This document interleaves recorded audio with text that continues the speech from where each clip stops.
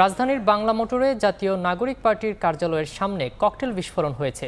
এই মুহূর্তে সেখানে আছেন সহকর্মী দিন মোহাম্মদ সাব্বির। সরাসরি যাচ্ছি তার কাছে।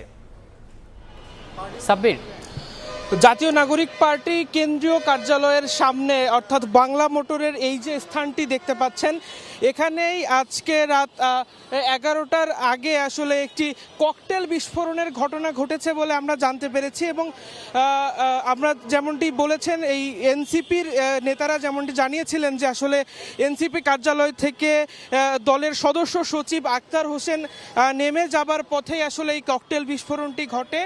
এবং তাদের দাবি যে আসলে এনসিপি সদস্য সচিব আক্তার হোসেনকে লক্ষ্য করে সেই ককটেলটি ছোড়া হয়েছে। এবং আমরা দেখেছি তারপরে আইন শৃঙ্খলা বাহিনী এসে সেই যে ককটেলের যে ধ্বংসাবশেষ সেই শেলটি উদ্ধার করেছে। এবং পরবর্তীতে আমরা যে তথ্যগুলো পেয়েছি, সেই ঘটনায় মূলত এনসিপির ঢাকা মহানগরের নেতা আসিফ উদ্দিন সম্রাট এবং যুব শক্তির সংগঠক আব্দুর রব এবং শ্রমিক উইংয়ের কেন্দ্রীয় নেতা শরীফুল ইসলাম আসলে সেখানে খানিকটা আহত হয়েছেন বলে আমরা জানতে পেরেছি। এবং এই ঘটনার প্রতিবাদে তাৎক্ষণিক একটি বিক্ষোভ কর্মসূচির ঘোষণা করেছে এনসিপি কেন্দ্রীয় কমিটি। এই আজ রাত 11টা 45 এনসিপি কেন্দ্রীয় কার্যালয়ের সামনে থেকে সেই বিক্ষোভ কর্মসূচিটি অনুষ্ঠিত হবে বলে আমরা জানতে পেরেছি।